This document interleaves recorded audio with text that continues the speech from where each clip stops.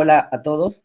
Nuevamente, muchas gracias por la oportunidad de continuar con la ponencia de la semana pasada y al mismo tiempo reforzar algunos conceptos, ¿ok? Que habíamos señalado, ¿no? No se asusten por el número de diapos, hay varios que hemos visto, ¿no? Y vamos a saltar algunos de ellos. Y lo importante es resaltar algunos puntos nada más y un pequeño recordaris, ¿no? Ya tienen las diapos como para poder repasar algunos temas, ¿no? Muy bien. Entonces recordemos los conceptos de prevalencia e incidencia, el concepto de odds también es importante, ¿no? Justamente el estudio transversal, que depende mucho del tipo de desenlace, ¿cierto? Desenlace dicotómico, desenlace numérico. Dependiendo de ello, voy a elegir el tipo de estudio que voy a diseñar. Eso ya lo hemos discutido, muy importante. ¿Qué es lo que quiero resaltar de una manera importante acá? Y algo que a veces se discute y a veces es difícil tener una conclusión clara.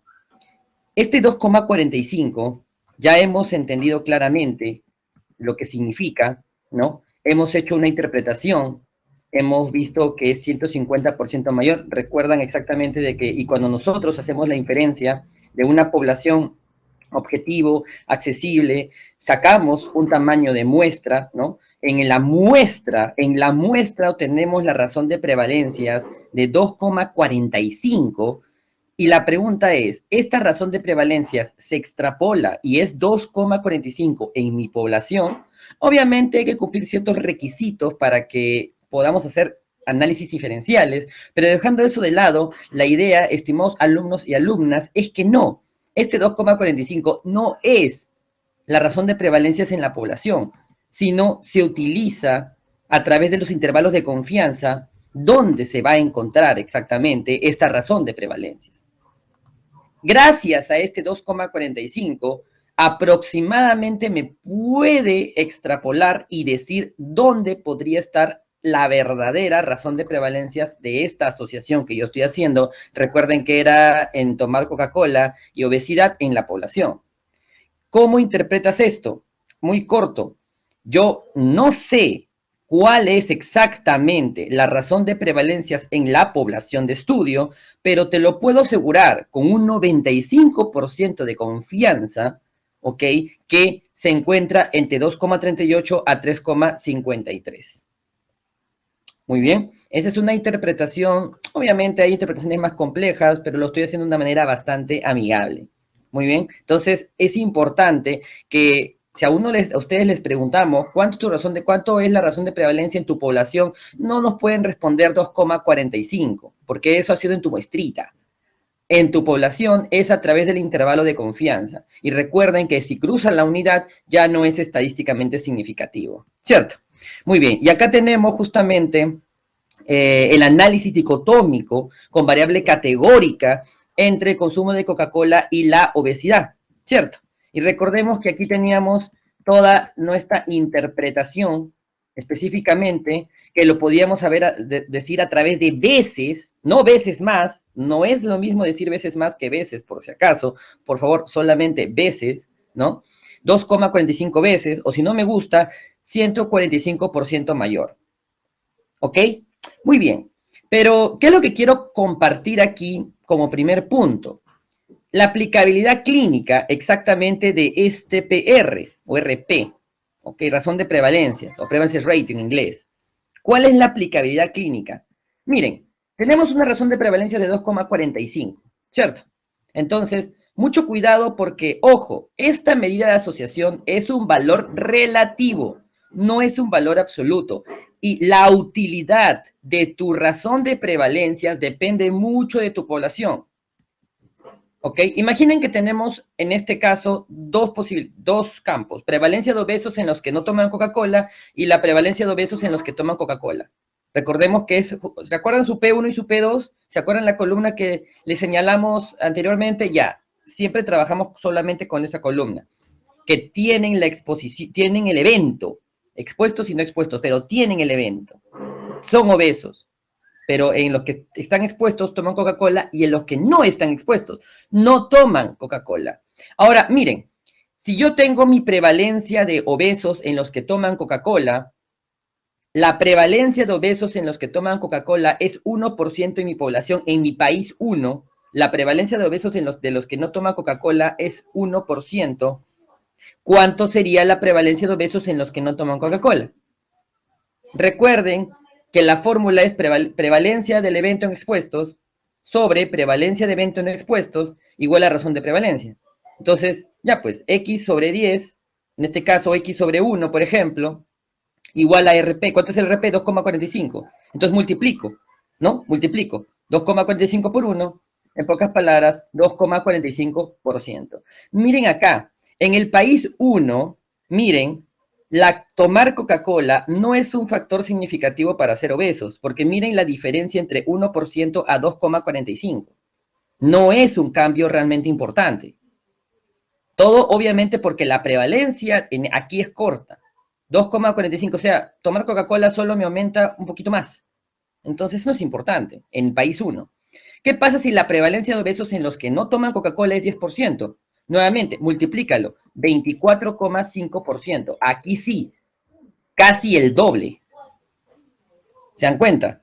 En el país 2, este factor sí es importante.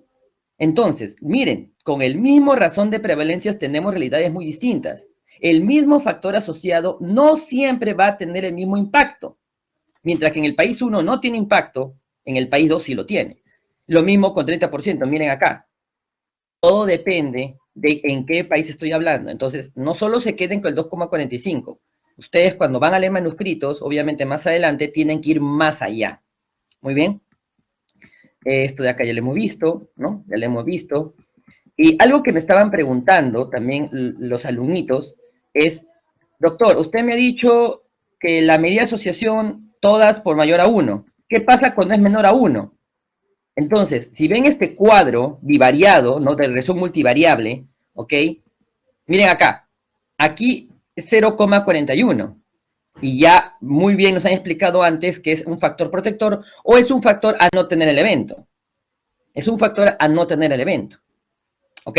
Entonces, si es 0,41, ¿cómo hago la lectura?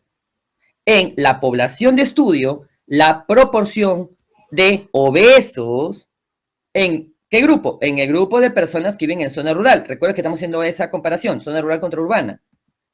Fue 0,41 veces. No la entiendo bien. No la entiendo bien. ¿Qué fue? 0,41 veces.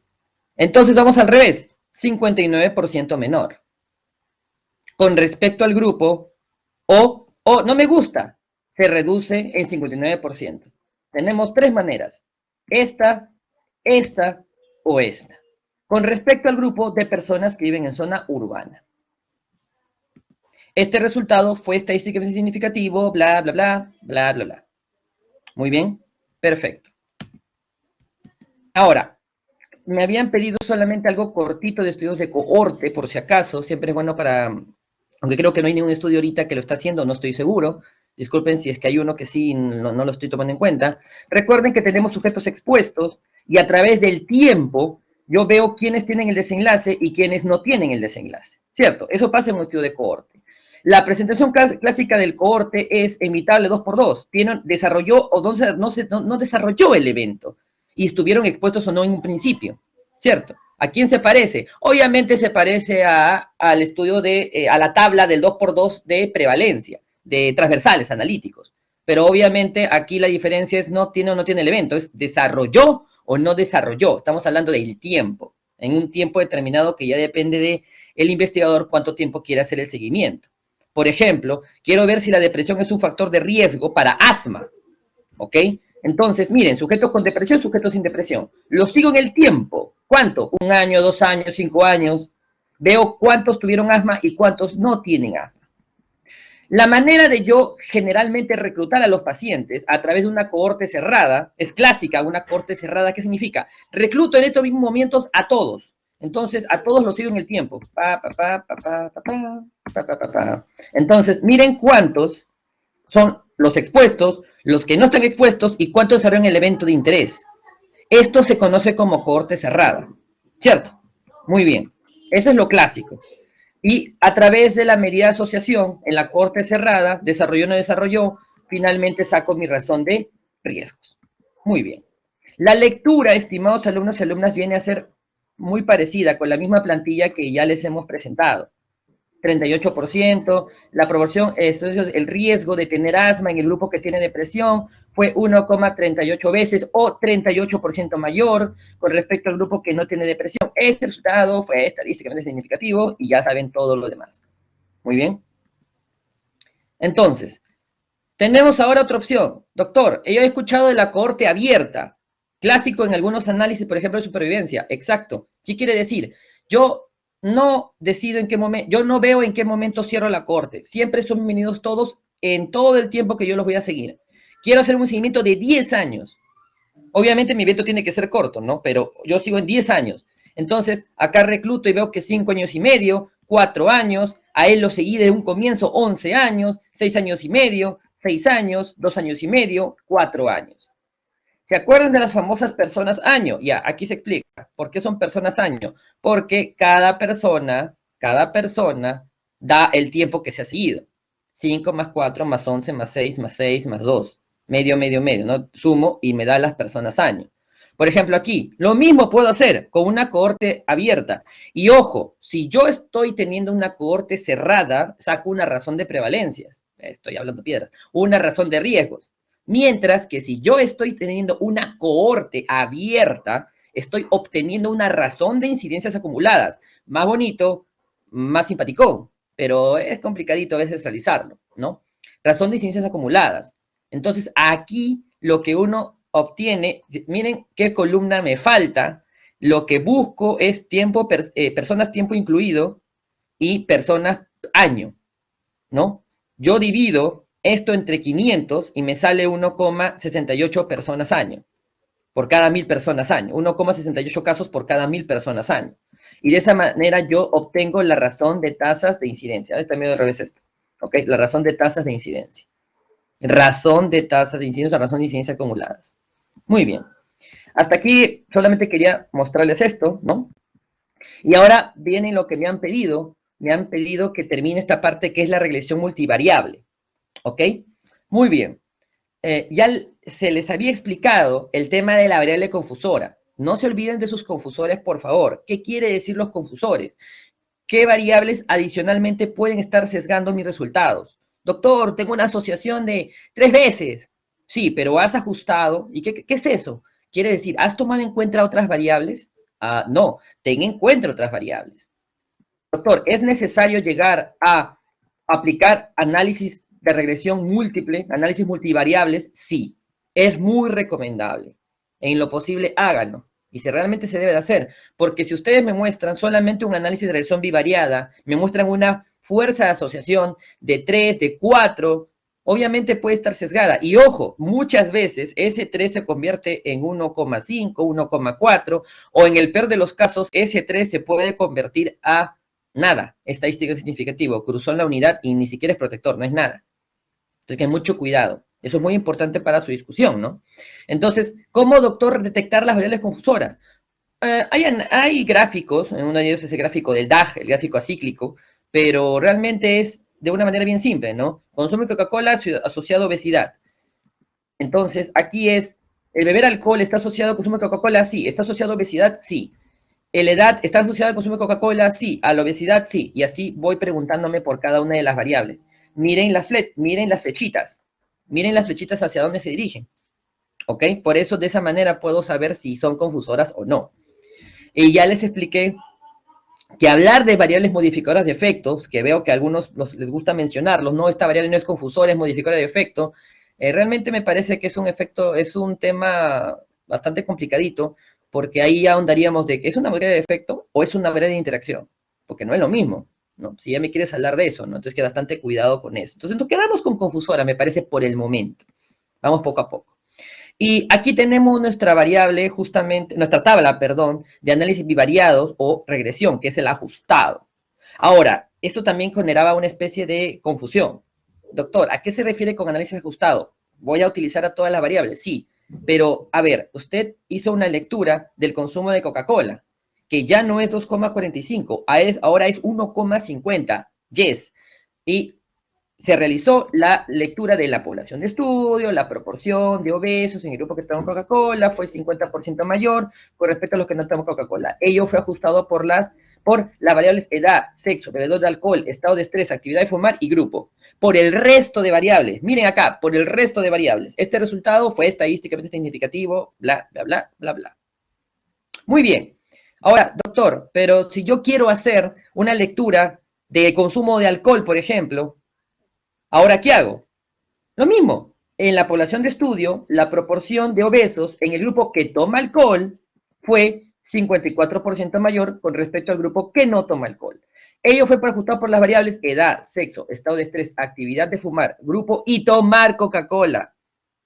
Porque, nuevamente, yo ajusto por el resto de variables que no es esta. En el anterior, ajusté Coca-Cola con bebedor de alcohol y el resto. Pero en consumo de alcohol, ajusto por el resto. Sexo, edad, grupo, estado, afinidad de fumar, consumo de Coca-Cola. Doctor, ¿y cómo hago eso? Esto no vas a hacer nada, eso lo hace el SPSS o el STATA. Muy bien. Entonces, tú solo tienes que interpretar. Eso es lo más importante. Muy bien. Ahora les van a enseñar muy bien a cómo usar el SPSS, porque yo estoy más sesgado con el STATA. Muy bien, entonces, por ejemplo, pero no me has dicho una lectura del numérico, doctor. No sea vivo. Ya, está bien. 1,43, ¿cierto? Muy bien. Básicamente es como la anterior. En la población de estudios, por cada año que aumente la edad, la proporción de obesos es ¿cuánto? 43% mayor. Ello fue ajustado por las variables, ¿qué pasó? Ya, bueno, ajustado por las variables edad, sexo, estado de estrés, actividad, tomar alcohol, grupo y tomar Coca-Cola. ¿Se dan cuenta cómo se juega aquí con la interpretación de datos? Eso es lo más importante. Muy bien. Muy bien, entonces vamos a saltar un poquito porque esto ya se les había señalado del famoso Poisson, ¿no? Y el GLM, log binomial. Ahora viene una acotación importante que a veces me han preguntado. Doctor, entonces yo simplemente agarro mis variables, como ven acá en el Stata, las coloco todas, saco mi cuadrito, mi tabla y lo reemplazo. Se acabó, soy feliz. No. Cuando ustedes van a hacer un análisis de regresión multivariable, que necesitan cumplir algo llamado supuestos. En regresión lineal, que no lo vamos a ver, y mejor que no lo veamos, porque para mí es un dolor de cabeza, realmente ahí sí hay un montón de supuestos que hay que cumplir. ¿Pero qué quiere decir supuestos? Para hacer la regresión, tus datos tienen que cumplir algunas cosas. ¿Ok? Para hacer tu regresión, tus datos tienen que cumplir unas cosas. ¿Qué cosas? Dos cosas principalmente. Linealidad e independencia de observaciones. ¿Qué quiere decir linealidad? Bueno, linealidad es lo que nadie quiere evaluar. En la cual yo veo si mi variable numérica, los datos se comportan de manera lineal. Existen varias maneras de evaluarlo. En Statas utilizo el link check. Y miren, de esta manera, mi variable edad, por ejemplo, nota en este caso, pero la edad, por ejemplo, miren cómo cumple linealidad. Solo yo tengo que poner los datos en el Stata o en el SPSS, que ahora les van a enseñar, y me va a evaluar la linealidad. Doctor, ¿y qué pasa si es que no es lineal? Ahorita vamos a ver. Ahora, doctor, usted dice que hay que hablar de linealidad. Sí. ¿Usted ha mencionado la variable edad? Sí. Y tomar alcohol, fumar y el resto. Tomar alcohol, fumar y el resto, si se dieron cuenta, esas variables son categóricas. O sea, miren, sexo, grupo, estado de estrés, todos son categóricas. La única numérica era edad, ¿cierto? Sí, ya. ¿Cuál es el truco acá? Cuando tu variable es categórica, no necesitas evaluar linealidad, porque la linealidad se cumple automáticamente. Entonces, el supuesto ya está cumplido. Por eso preferimos categorizar variables. Por eso edad en el análisis de regresión la categorizamos en de 30 a 40, de 40 a 50 o como uno de C, según la bibliografía. para que cumpla para que el supuesto más complicado, que es el de linealidad, ok, se cumpla. Doctor, entonces si yo cumplo, si todas mis variables que entran en el modelo de regresión, todas son categorizadas, edad, categoricé, glucosa, categoricé, colesterol, triglicéridos, lo categoricé todo, entonces el supuesto de linealidad ya se cumplió. Sí, se cumplió. No tienes ni por qué hacer el porque ya lo cumpliste. Esto es cuando tienes una variable numérica que entra en el modelo. Una de tus variables confusoras es numérica. Miren acá, ¿esto es lineal?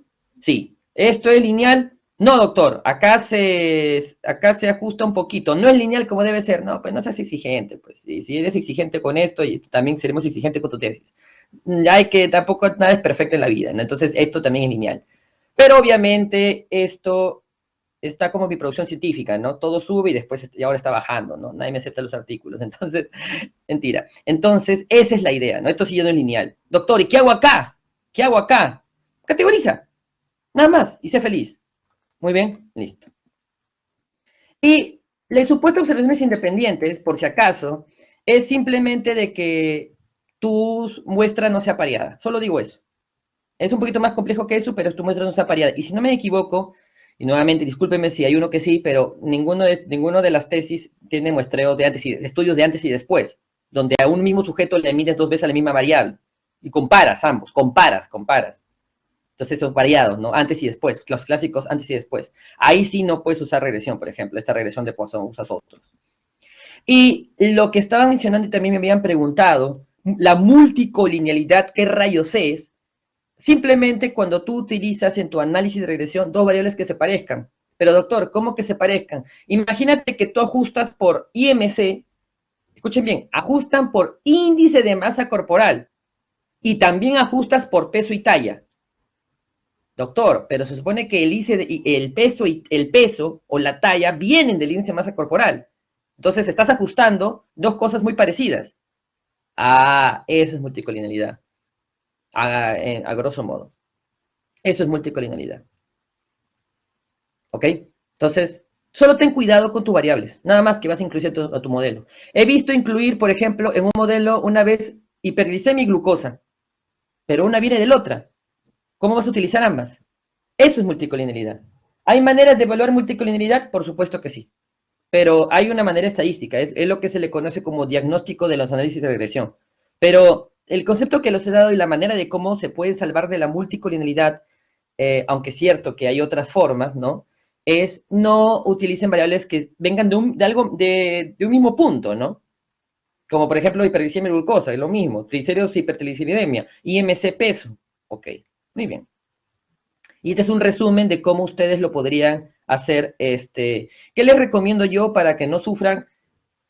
Mientras sea posible, categoricen su variable. Mientras sea posible, porque también es cierto que hay discusiones de todo tipo en la cual, no categorices, pero no cumple el supuesto, pues, ¿no? Muy bien. Y para finalizar, el tema de los odds ratio.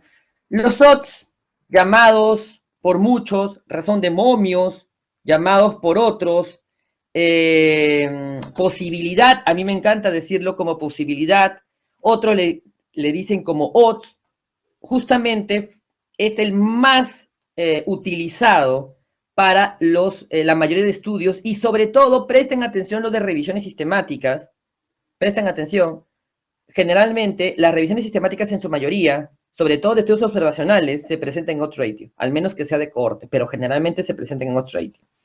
¿Ok? Entonces, por ejemplo, miren acá, madres con diabetes mellitus. O sea, ¿cuáles son mis casos? Madres con diabetes mellitus. ¿Cuáles son mis controles? Madres sin diabetes mellitus. Yo voy al pasado y les pregunto, ¿tuviste preeclampsia? ¿Tuviste preeclampsia durante tu embarazo? Entonces, de esta manera tengo mis casos y mis controles. Y en mi exposición es preeclampsia. Muy bien, perfecto. Ah, estas animaciones me han ido medio de lado. Ya, ok. Entonces yo tengo mi tabla de 2x2 y justamente obtengo mi odds ratio, ¿no? El odds de tener el desenlace en el grupo expuesto y el odds de tener el desenlace en el grupo no expuesto, por ejemplo. O el odds en los casos, el odds en los controles, por si acaso también vale así, ¿no? Y así obtengo mi resultado, 4.76.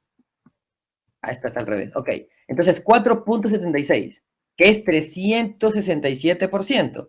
Mi lectura es lo mismo. En mi población de estudio, los odds o los odds de tener diabetes en el grupo que tiene preeclampsia fue 4,71 veces o 376% mayor con respecto al grupo que no tiene preeclampsia. Este resultado fue estadísticamente significativo. Miren acá, los odds. ¿Saben cuál es el problema? La gran mayoría no entiende qué es odds. Por eso que a mí prefiero llamarlo como la posibilidad. ¿Ok? Como la posibilidad. Pero los odds significan eso. O sea, aquí ya podemos entrar en controversias, ¿no? Porque hay gente que es muy detallista y dice, no, odds es odds. Pero a veces interpretan el odds, ¿no? Ok.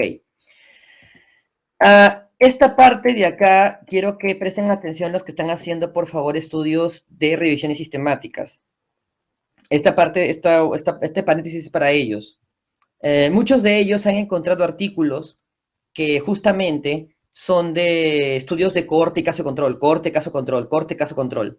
Entonces, ¿qué hacen? Los cohorte presentan en razones de prevalencia. Ojo, los odds, perdón, la cohorte presenta con razones de riesgo, perdón, entonces, lo siento, razones de riesgo. Las cohortes lo presentan con razones de riesgo, su medida de asociación, la mayoría, mientras que los casos y controles como OR, ¿cierto? Nuevamente, como razón de riesgos versus OR.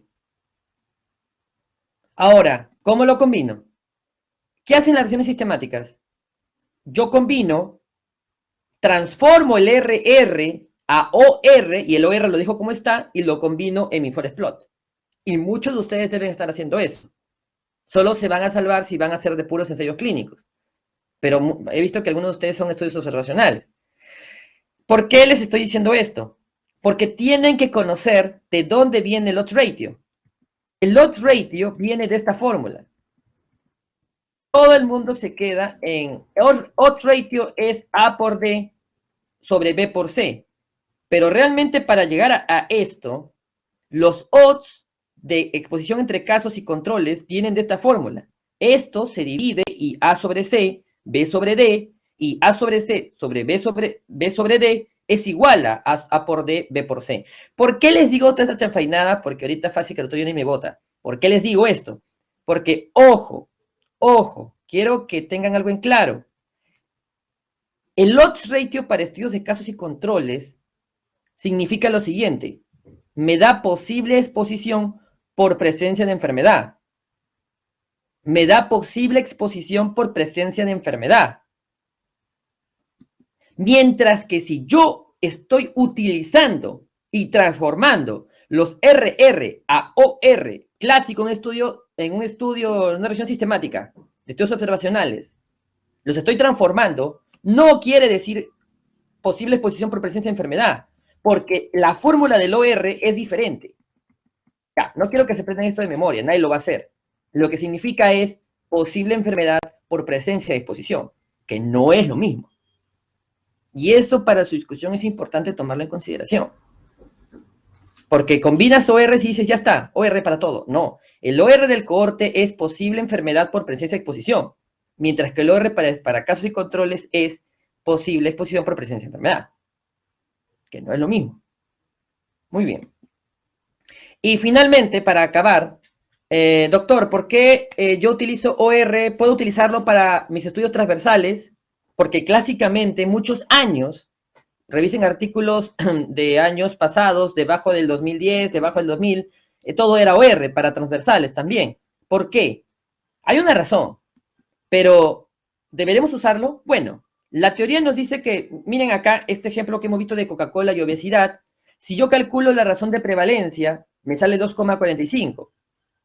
Pero si yo calculo el odds ratio, igualito, lo calculo el odds ratio, me va a salir 3,12.